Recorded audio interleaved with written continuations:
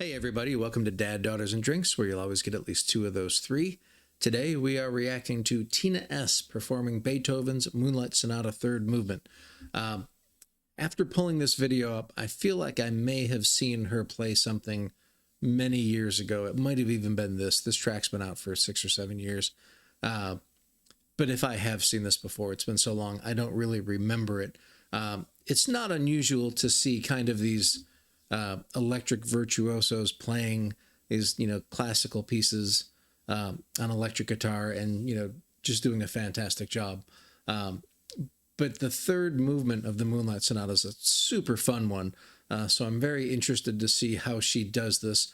I'm assuming there's going to be a lot of, tapping and maybe some just, fast picking going on, maybe both of those things in spades. So let's go ahead and get started on this. I am kind of interested in this. I've even done, something like this before, not, I'm sure at the level that she's been doing, but I did play a Bach, two-part invention, on the guitar once where I was playing the right hand and a bass player was playing the left hand. And that was a lot of fun trying to coordinate that because those things are all over the place. But either way, I think this should probably be pretty cool.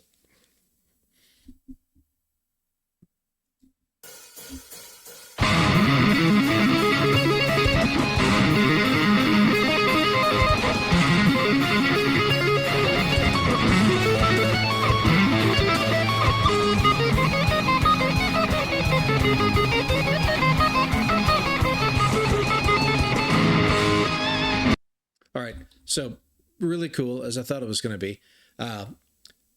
I kind of wish that background music weren't going on just so I could focus more on what she's doing, which I think is, just in and of itself, if there were nothing else, would be a little more fun to just watch.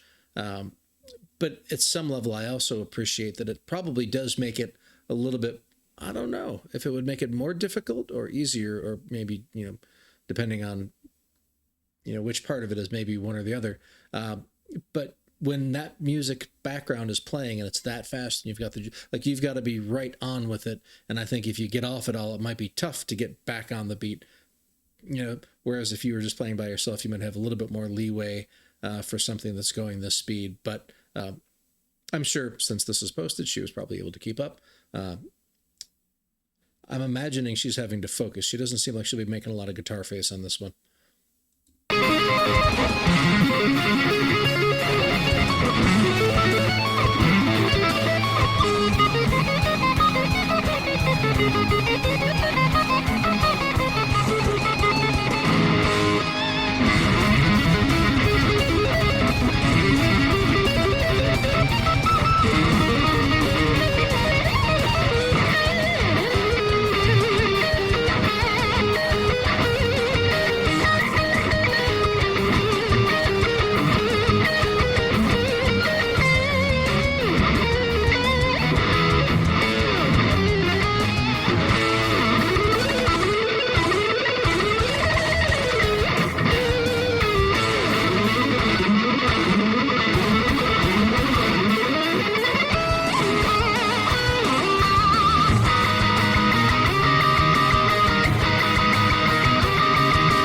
I saw in the description, what was his name? Maybe it wasn't the description. Somewhere in here, maybe it was in the opening. It said something about who it was who arranged this, and it wasn't her. It was somebody else. It was some Dr. Vasily or something. I forget what it was exactly.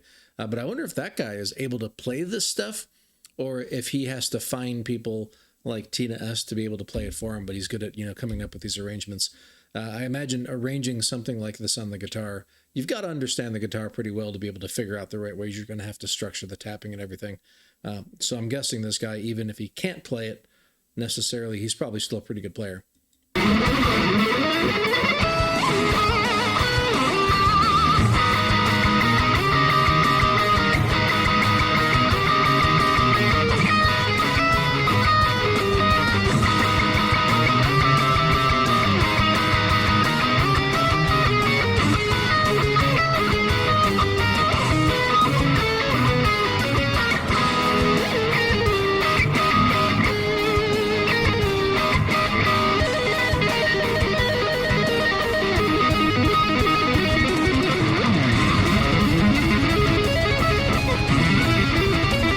it's interesting. This piece itself is so kind of fun and energetic that even though in the version she's playing, there's certain parts where there's a lot of liberties being taken and there's a lot of, fancy frills being thrown in.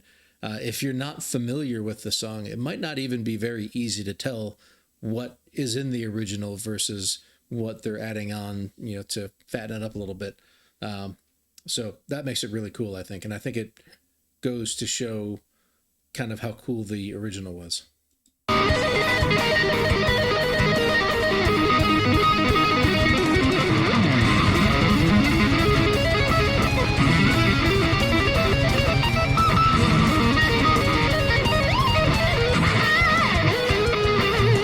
I mean, at some level, like what she's doing with that tapping it's like mind melting in a way that I almost have to put a wall up between it, like the part of my brain that can recognize what she's doing, and the rest of me that's having to like do this reaction, because it's really, if I were to let myself go a bit, like my jaw would probably be on the floor. So I don't want to make my lack of saying anything about it mean that I'm not appreciating just how fantastically complicated what she's playing is. It also goes to highlight a little bit how certain things, I don't want to say it's like easy on the piano, but clearly it's a lot easier on the piano than what she's doing here.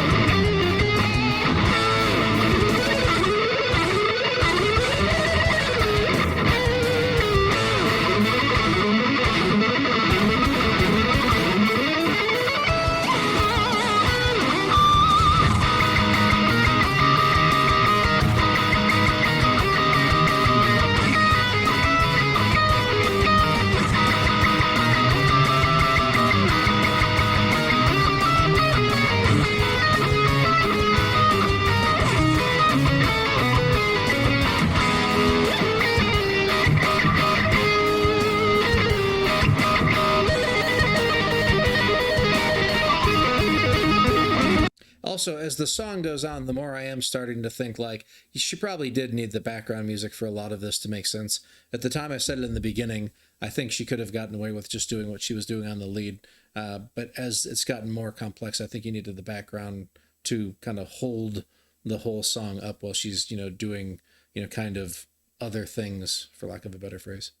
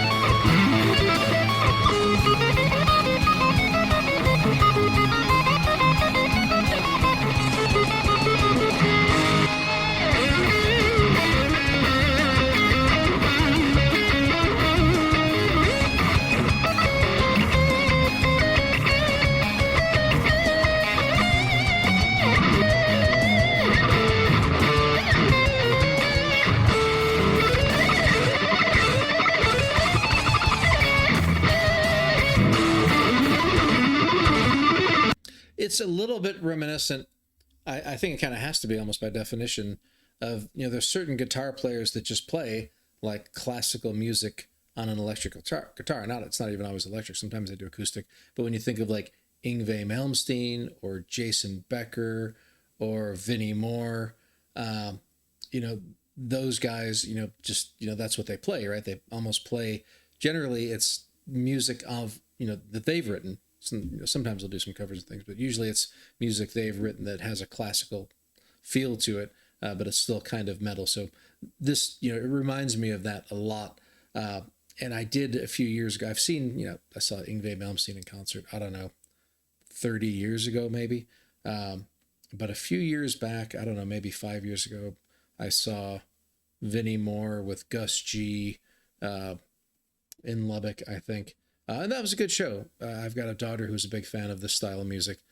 So I don't know if Tina S. ever comes in concert. I'll make sure I see her and take my daughter.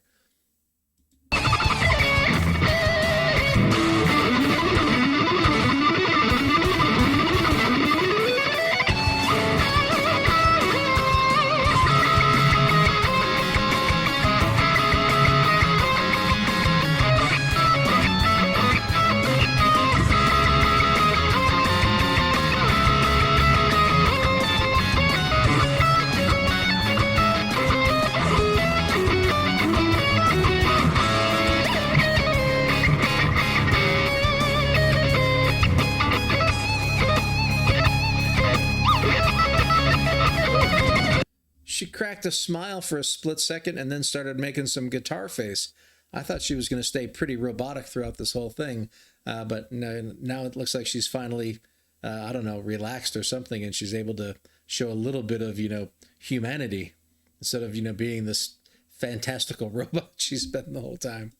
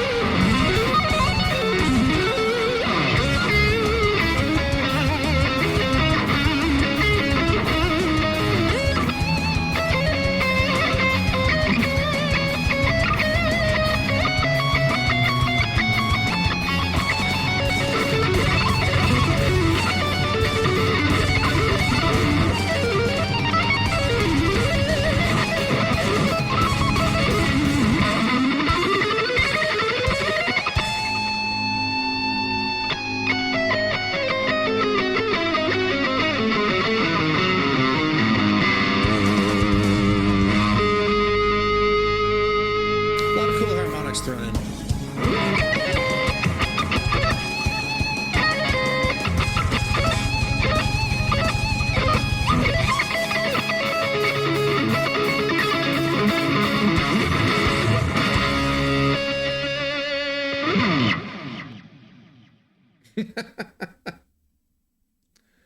That was an understated smile there. I'd be jumping for joy if I got through something like that. I'd be jumping through joy if I got through like the first measure of that.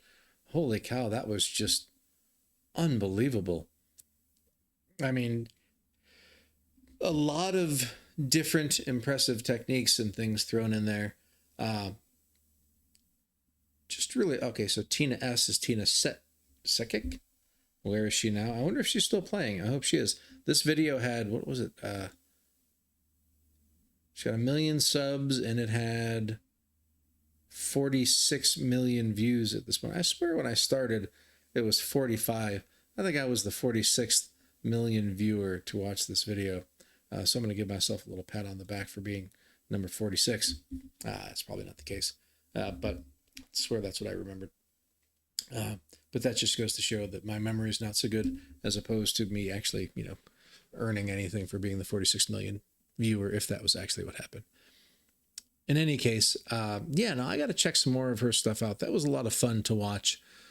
It's the kind of thing I probably could only watch so often because it's so kind of face melting. You get too much of that and it all starts to blend together a little bit, I think, maybe, for me.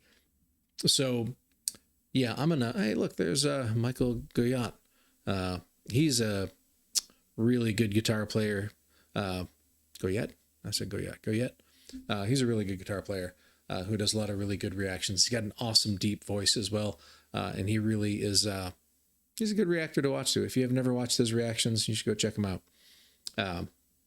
So in any case, yeah, let me know what else I should react to. If there's anything else by Tina that I should be reacting to, or any other cool guitar stuff that you want me to take a look at. And I am happy to do so. I'm always looking for new and interesting things. So I hope everybody else is doing well. I'll have a link to the original video in the description. And thanks for watching. I hope you're doing well again, and I will see you all on the next one. Take care.